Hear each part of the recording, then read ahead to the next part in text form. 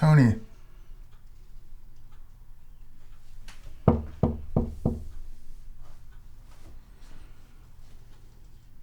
Tony.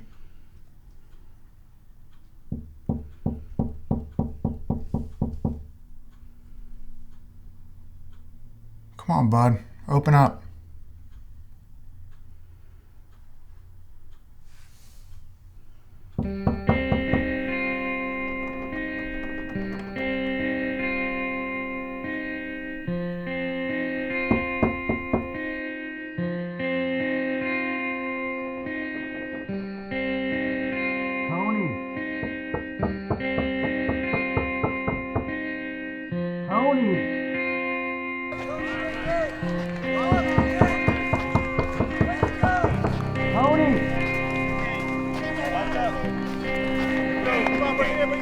The tighter the grip, the more resistance you get.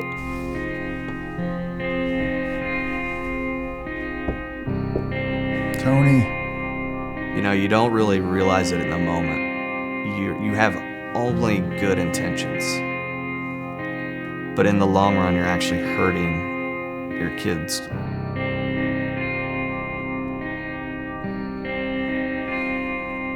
Can you open the door, please?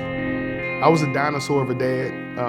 I was hands-on. I was a dad who's standing right behind the cage. I was that overbearing voice in his head while he's just trying to track a ball and catch it and throw it back to the pitcher. He had his old man over his shoulder, you know, fine-tuning every aspect of the way he was playing the position. And so I was probably the primary reason my son burnt out of baseball. That was not the goal. I wanted him to think I was there for him. You are a complete idiot.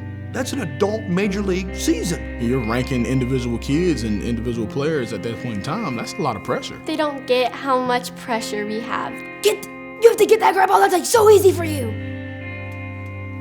So that's what happened a lot. The more successful your kid is, the more likely the parents are to get sucked into their kid's excellence. The gasoline on that fire is social media. It's not a cheap sport. I spent all this money. Now what do I get out of all of this? You gotta get a scholarship.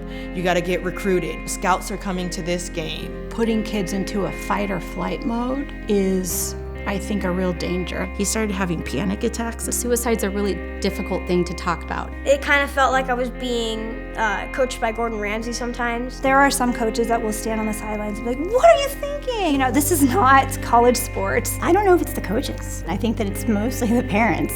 One of the parents actually pulled out a firearm. They're supposed to be having fun. I think it's doing a lot of damage to our children.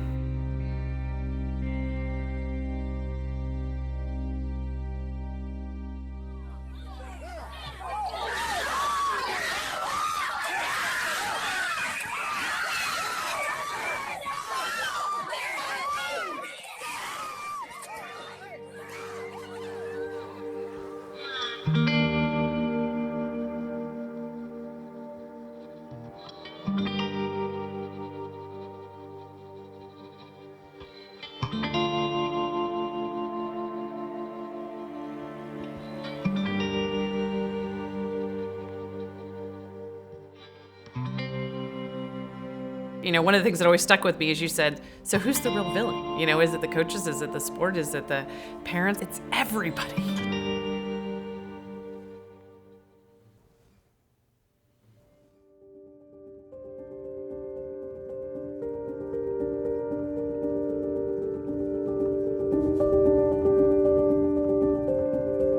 I think life in general has gotten more competitive. So when life in general is getting more competitive, it doesn't matter if you're going for a college scholarship or winning a U8 soccer game. It's the win. This is America. Everyone wants to win. It's competitive. Those parents are watching and they're wanting the win. That's the mentality of our world. And sadly, it shouldn't be at that age. I thought I knew what I was doing. You know, I taught my kids, it's all about your effort, it's all about your attitude, as long as we win. Culturally, we focus a lot on achievement. Who you are is what you do. Sports is largely about achievement. And I think we've gone a little sideways. Like, it's just not worth it. It's just rec leagues, just have fun. And they just take it too serious. I think that's the thing that most parents don't see, is they think how we have fun and how you have fun is by winning. And if you don't win, you're a failure. There's some parents that do want their kid to lose sometimes. My mom and dad and stepdad, they all want me to win and lose because they know losing will help me in the future. Like, other parents don't quite know that, I don't think, and they're all about winning. All they want to do is win. They'll do whatever it takes to win. Every man that comes in touch with your son is raising your son. Your son is seeing something from some man that he's in front of, whether it's good or bad. He's seeing those choices. He's seeing the things that they're doing. So if he sees that you're win at all costs, he thinks life is win at all costs, no matter how it affects anybody else. Winning the game is not always the most important thing when you talk about youth sports. It's giving everybody the opportunity to shine, to fail, to learn how to come back from failure, to get back on that horse. That is where you grow in youth sports.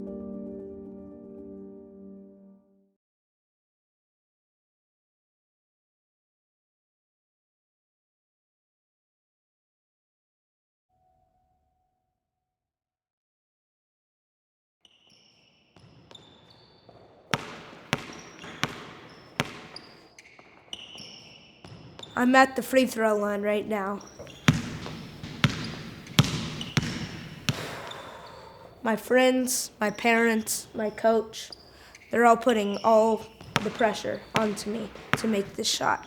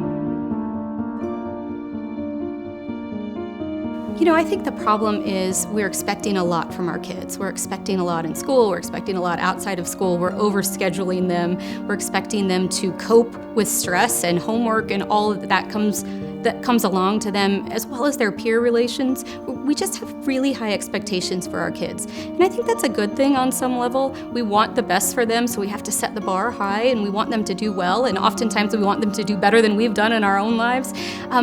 But they're overwhelmed by it. There's pressure from coaches, there's pressure from teammates. If you make a mistake, your team is down on you. You got to get a scholarship. You got to get recruited. That's one thing about you know, Green scouts are Bay coming to this game. I've seen so many kids go up to the batter's box shaking.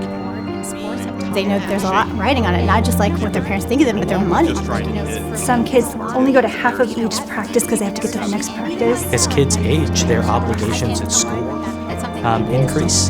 There's some parents who, what I hear on the sidelines is, so-and-so, go to the ball, Right get now you aggressive. can play. It kind of just wears the kids down and puts even more pressure on them during the games. That's where all the pressure comes from. All the pressure comes from your parents screaming and the parents screaming and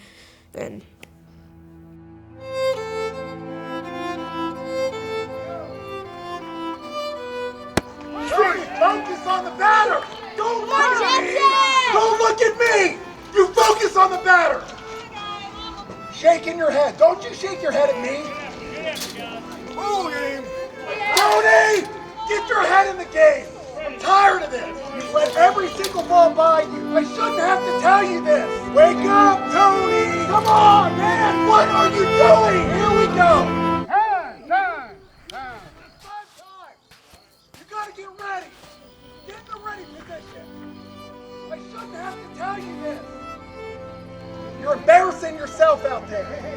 Stay in front of it. Hey, Red. Gotta keep it down. Do a joke, Blue. Do a joke, Blue. Yeah, great game, Blue. How many more calls that you can call strikes, huh, Blue? Huh? Yeah, I'm talking to you. Wake up. Worst game I've ever seen called. Great job, Blue. Feel happy about yourself. What are you teaching these children?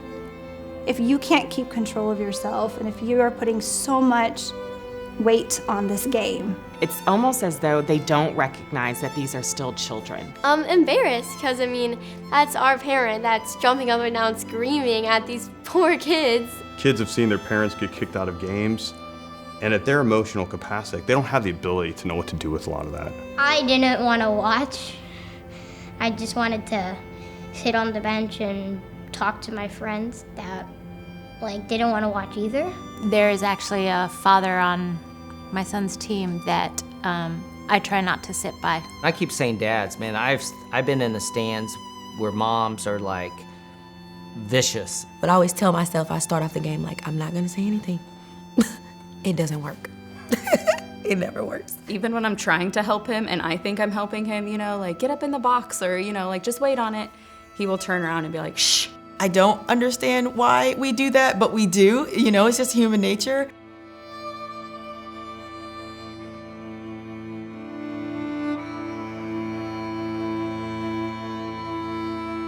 Usually it's the moms. Yeah, it's the moms. It's coming your way. He's a pull hitter. Come on, hit it. He can rip it anytime. Rip the ball. Rip the ball. Man, he's a friend of mine. He can rip it anytime. Rip the ball. Tony, last time he hit it to you. Let's go. Tony, get ready. He's a pull hitter. Tony, get ready. Here we go. Tony!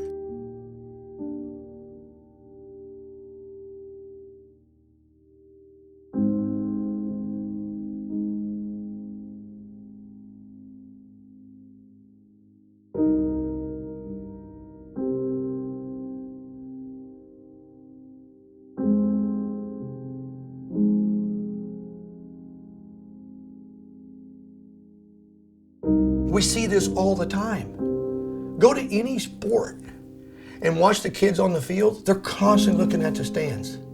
And what are they looking for? Approval. Is mom or dad happy with me, or is mom and dad upset with me?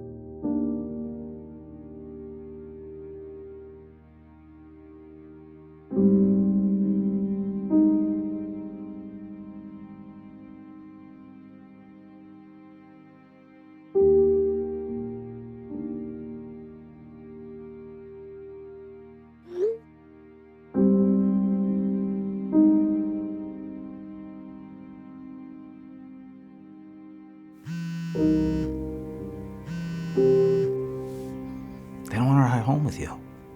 Because all you're going to do is tear them apart.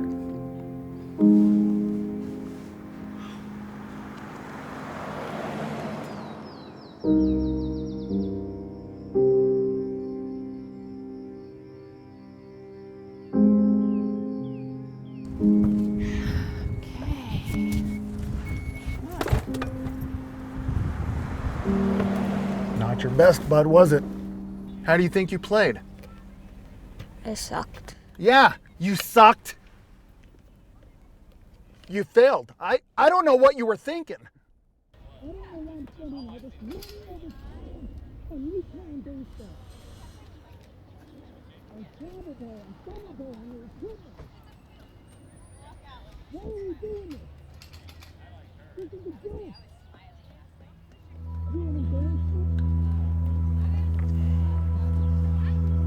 Is that Tony? He should go talk with his dad. It's not my place.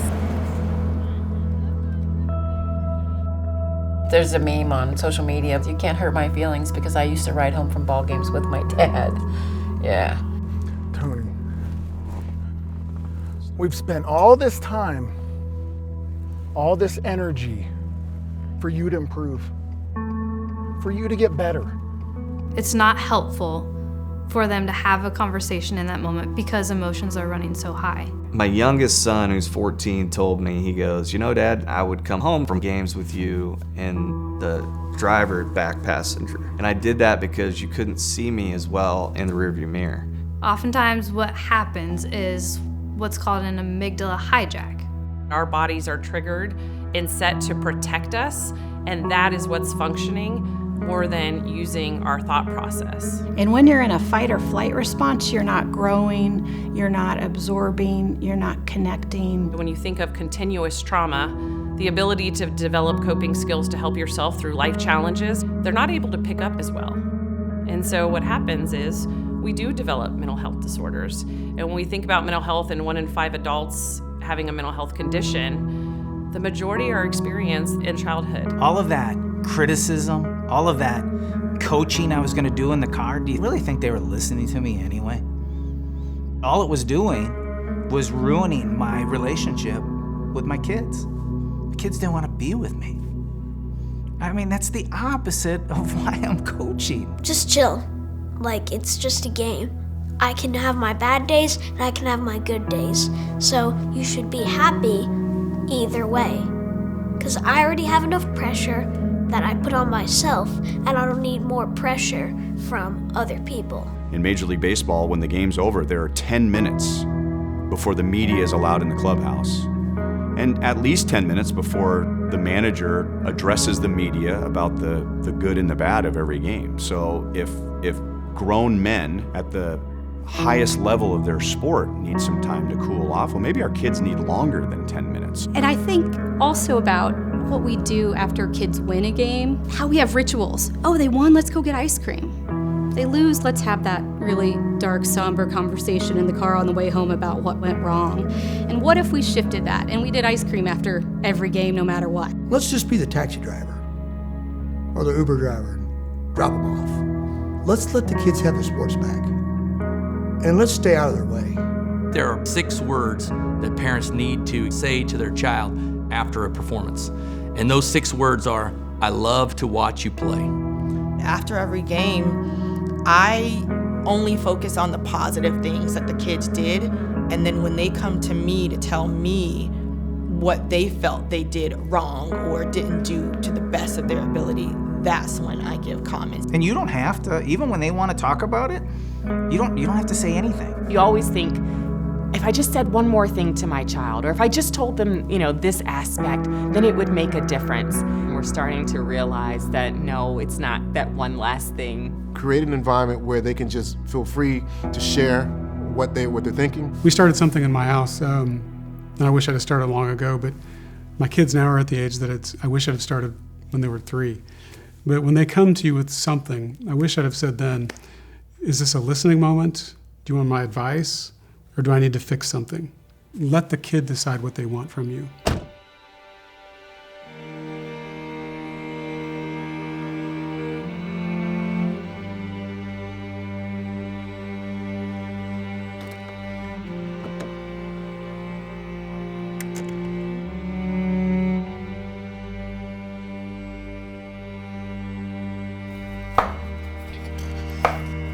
Hey, honey, how was it? We lost. That's okay, right? Guess I dropped the ball last play of the game. No. It's okay. I know what I did wrong.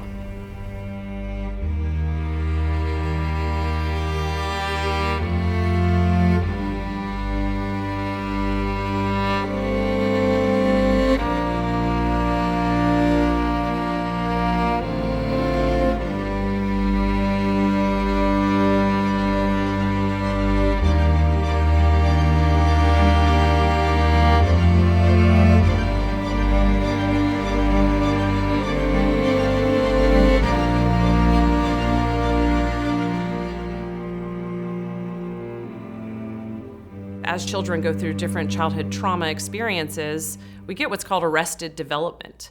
And so their ability to cope is somewhat stagnant at the age of when they go through some of those traumas. Honey, it was a pop-up. It was a pop-up. We've done this a million times. He could have picked up the ball and stepped on second base. And instead he spazzed out and threw it to first. Bases were loaded.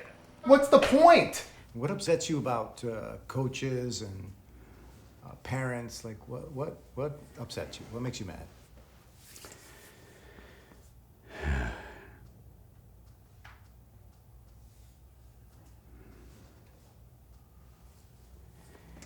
The demand for perfection upon little kids. I think perfectionism, in my opinion, should be classified as a mental disorder. His psychologist called me back into the room one day and he was like, holy anxiety. Like, I can't do it again. If I do it again, it's like I have to be perfect. We're not all perfect, but I feel like I have to be perfect. That's just what I feel like. A lot of these kids are attaching the affection that they've received from their parents, they're attaching it to how well they perform. Their whole self-worth is wrapped up in, did you win that, 9U AA baseball tournament? And I'm starting to see my own kids starting to want to strive to be that perfectionist. Again, right? Oh, that's good. No. Perfection's the enemy of joy. I mean, it really robs us of joy. Perfection is the enemy of engagement, right? We withhold our engagement when we are trying to be perfect instead of just doing. It's the enemy of innovation. Kids are rewarded, right? They're rewarded for not making a mistake, which is not perfectionism in a positive way, I feel like. You're doing it for the wrong reasons. You're afraid of failing, and so you're not doing the best that you can, and you're not challenging yourself. You're doing less because you're afraid of making a mistake. You could see that in kids that are 6 years old and I would tell you, I think perfectionism is unfortunately a euphemism in sports. What it really is often is it's a fear of failure. Kids are afraid of doing the wrong thing. No one's perfect, and that's creating a child striving for something that's not attainable. We have to make it so that failure is okay. It's part of the process. When you fail, you learn. When you fail, you grow. It can't just be winning or nothing. They have to learn how to overcome their fears, their failures, so as they do become an adult, they know what to do when those situations happen. And this is their playground for doing it. Jesus, Bill, he's 10. Exactly. Exactly what? In life, in real life, he's got to learn how to take criticism. Okay, he's got to learn sooner or later. Have you ever had a boss that hugs you for abject failure? Or buys you a Slurpee for missing a virtual meeting because you were on Pinterest? I mean, really? Just let me drive next time.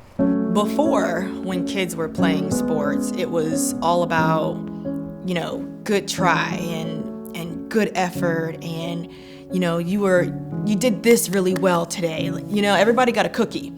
And I don't agree that everybody should get a cookie, especially if you're in a competitive sport. However, I do believe that there is a maturity level, a developmental level that we also have to be conscientious of. And I think we've lost sense of letting kids be kids.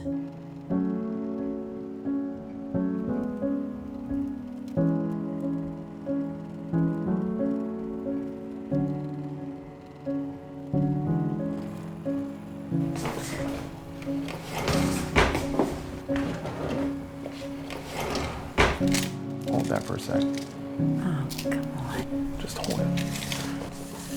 Let's just say this is the full timeline of Tony's life in length, right? So show me on this timeline how long I've been too stern. In the grand scheme of things, out of 10 feet, how long have I spent in his entire life disciplining him, listening to what he needs to hear? How long have I spent teaching him about life? Out of 10 feet. Maybe an inch at most.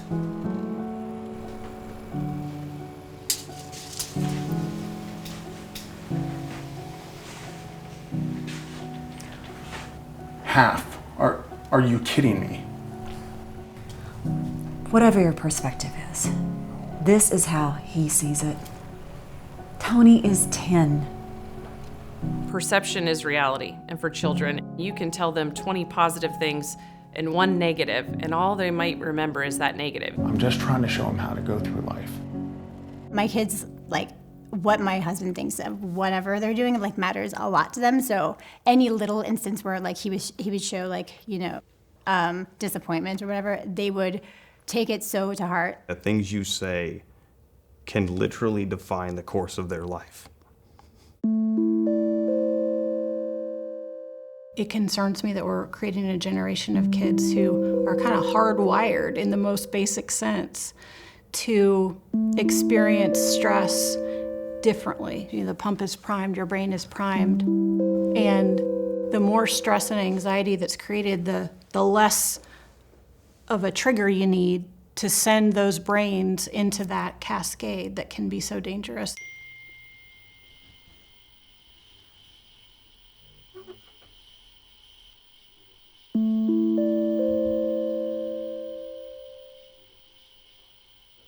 I think some of it is social media. They just feel like they're not good enough.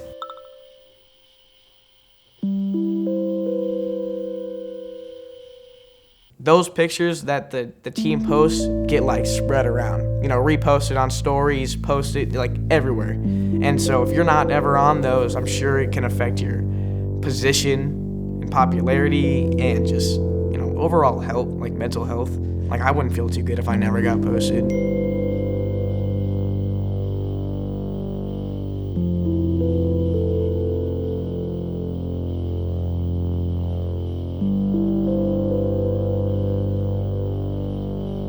Sometimes you have to almost tell your mind that there's another side that people don't want you to see.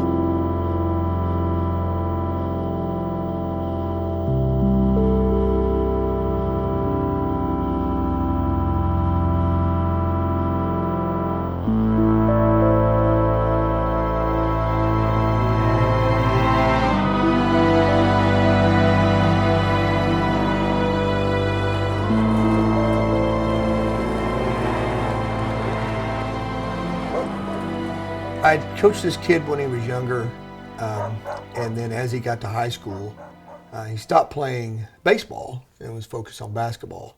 And the kid was under a lot of stress. Dad was very hardcore. If you're not perfect, you're not a part of this family.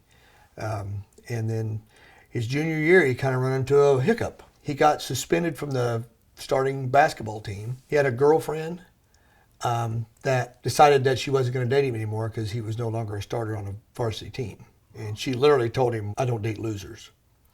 And so between his dad being on him that week and just all the pressures of trying to be perfect, he went home that Friday and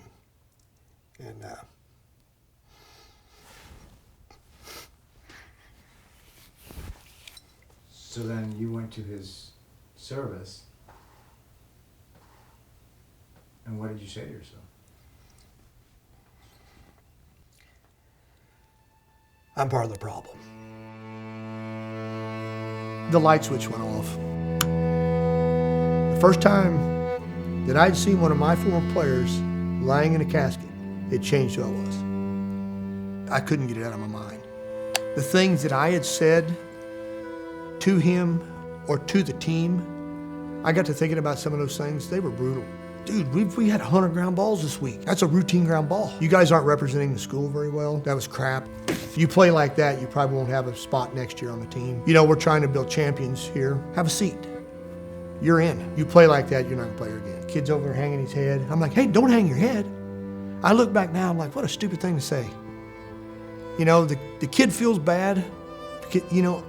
I don't need to point out to that kid he made a mistake. He knows it. He's gonna beat himself up way worse than anything I could say. My job later on is to learn I gotta lift him up. And I look back at the things that I've said to some of those kids and I'm like, man, they were awful.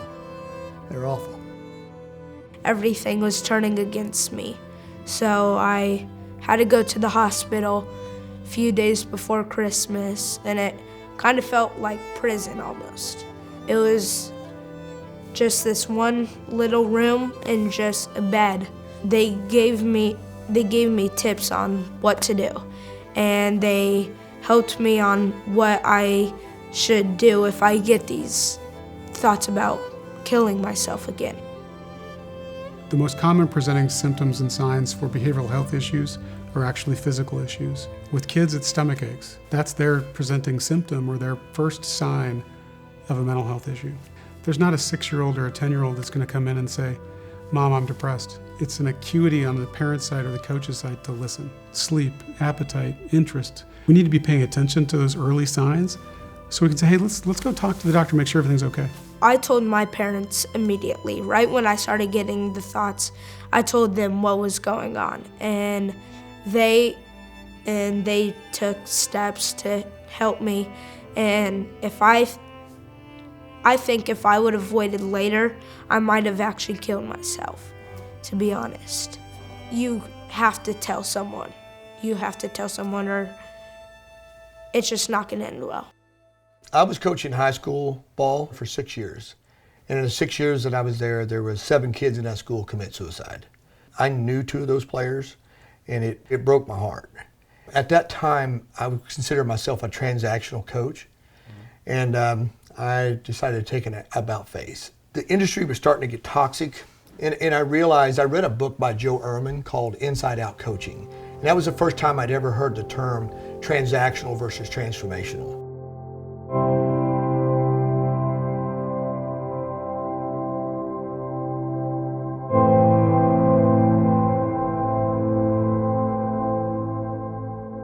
You talk to anybody who said, oh, my kid had a tournament this weekend. First question the next person's gonna ask them is, well, how did they do? Well, they went 2-1, or they went undefeated and they won the championship, right? It's all tied to outcome. A transactional coach is focused on the outcome. It's all about winning. It's a win at all cost mentality. You have to perform at your peak performance. There's no room for error. If you make a mistake, you're coming out of the game, have a seat on the bench. What can you do for me to help me achieve my goals and help us win this game? You think of the old football coaches like Vince Lombardi and these guys, I mean, they were totally transactional. And you know, I remember in high school, I mean, you lose a game, you know you're gonna pay for it. I was scared, you know. When I was playing, yes, I had fun, but especially once you got up to, you know, high school level and even college level, then it's just the fear of, hey, if I don't do this, I'm not gonna play, or that coach can, you know, he's not a nice guy, right? So there was a respect factor, but it was a different type of respect. It was a fear respect rather than a respect for what he was doing to enhance my life or to make my sports experience better. So as a parent, when I began coaching and as a coach, I was the same way, because that's what we learned as kids. What I found is I think that kids are different now, right? The way we parent is different. The way that kids take instruction is different. They don't respond as well to that as say, I did when I was a kid. You can't win everything. There's an alternate universe here that you could be living in. And for me personally, and as a dad, it was freedom. It was freedom. I didn't have to be tied to the outcome. Transformational coach surrenders the outcome. They focus on the process. It's not about the sport, it's about the health of the child. Every kid's different. You have to adjust your coaching techniques to fit the type of personality that your player has. I encourage my kids, I encourage my teammates, I encourage my employees in my business to make mistakes. It's okay. We're all gonna make them. And to me, that's the difference between transformational and transactional. There is one misconception about being a transformational coach that I'd like to point out. We do hold our kids accountable, but only to 2 things. And we write them out ahead of time. These are what we're gonna hold you accountable to, the attitude and effort. That's it. Transformational, transactional. I don't think it's something that we're one or the other. I think the majority of people, we float in between.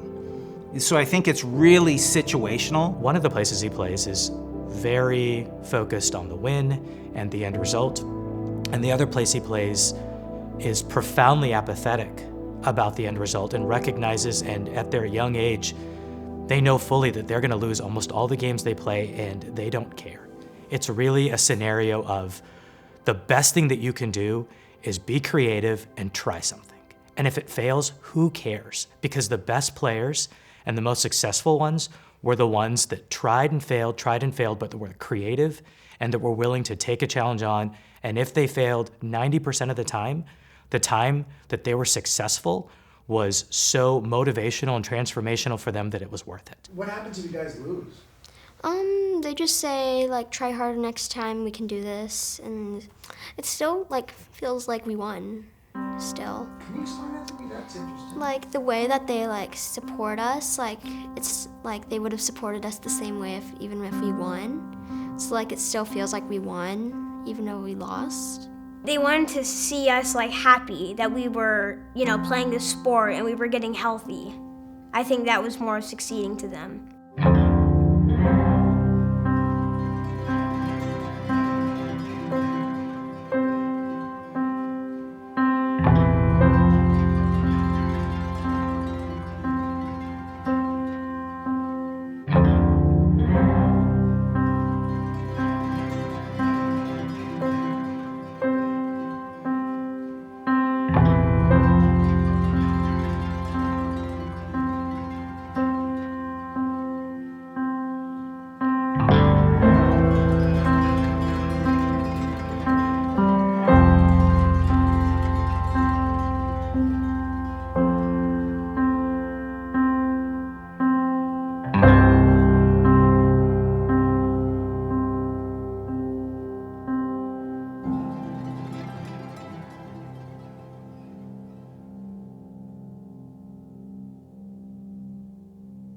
But can I say something though? Because I don't think that these coaches are bad people. Most of these guys are volunteering their time, a lot of it, to be with these kids. I mean, they're trying to do the right thing. I was there, right? To me, it's as much about not knowing that there's an alternative. I mean, when I found that out a decade ago, like I said, it was freedom. So I like to believe that a lot of it is they just don't know another way.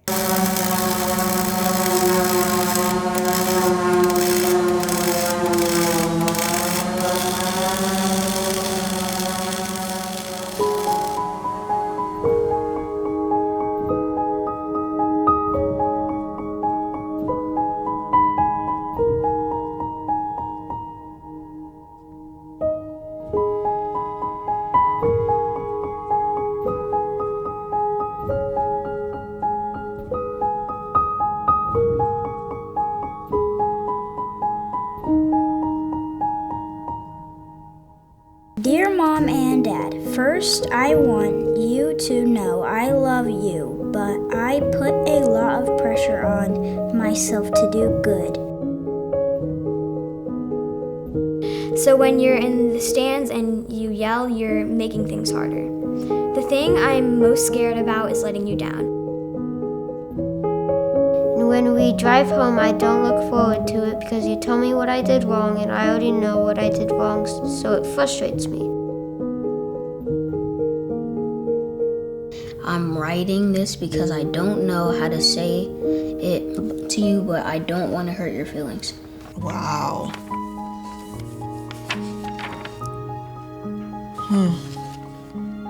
Yeah, this is hard.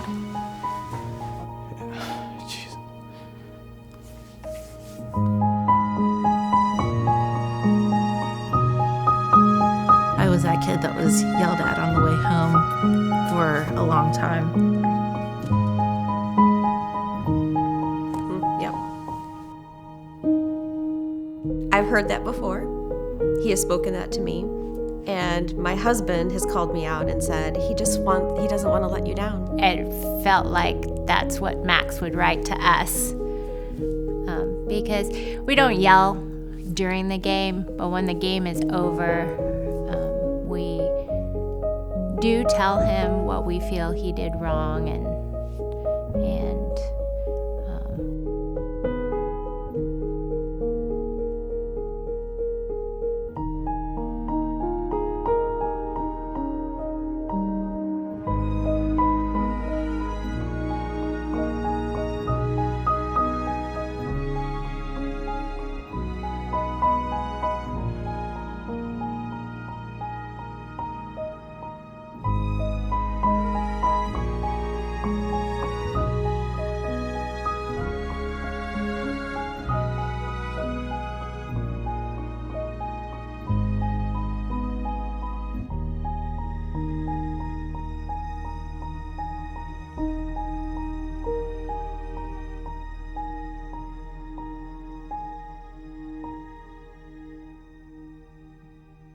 it would be ideal for youth sports if parents would just drop the kids off and let them play the game and leave, and come and pick them up when the game's over.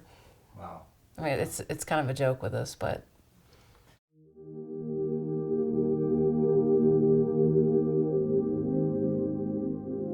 The best thing that I've learned, not to be that parent.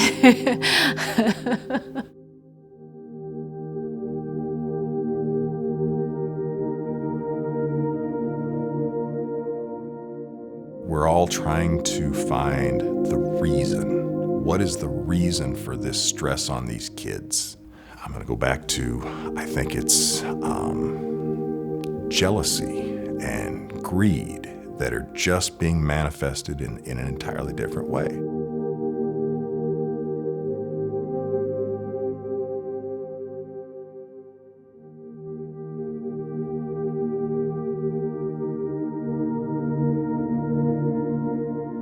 You see these kids grow up in some single parent homes. So then it becomes that pressure upon that kid to like, hey, I seen my mom struggle for all these years trying to put food on our plate and working 2 jobs. And now I feel like it's my turn to kind of help her. So now I'm putting stress on myself to try to make that happen for her. And not even just her, but you become the savior of the neighborhood.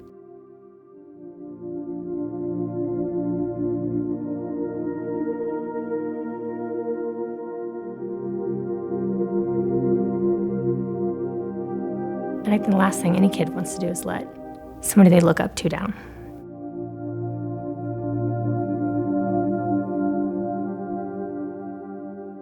We're trying to teach our kids that it's okay to be bored once in a while. It's like they don't know how to be bored.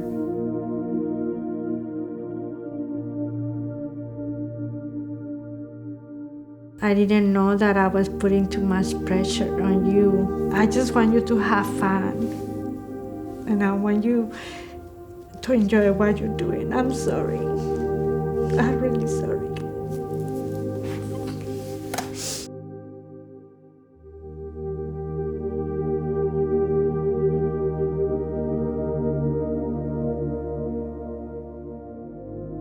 We were just trying to keep up with everybody and do all the things and give all the opportunities, and we were never home together, and we just weren't really like congealed as a family unit. So every year we've tried to take away, like, do you really need to do that class and these 5 other classes?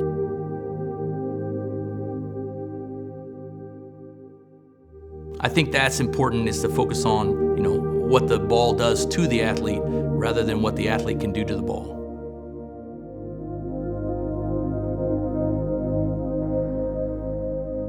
I'm enjoying it, but sometimes it gets tiring because there was like one day on like a Saturday where I had like 7 games and I couldn't play the last one. I was just so tired. My point of view on winning and losing is that winning, it's fun and it's really exciting, but losing is like a learning opportunity for me, and I can learn like from my mistakes what I should do better next. Did somebody pay you to say that? No.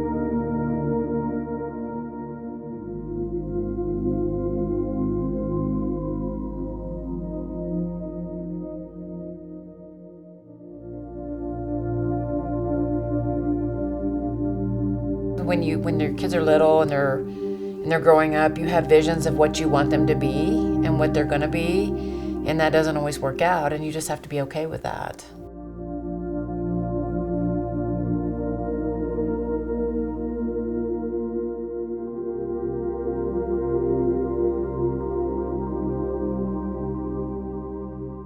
Do you think for the most part kids your age listen?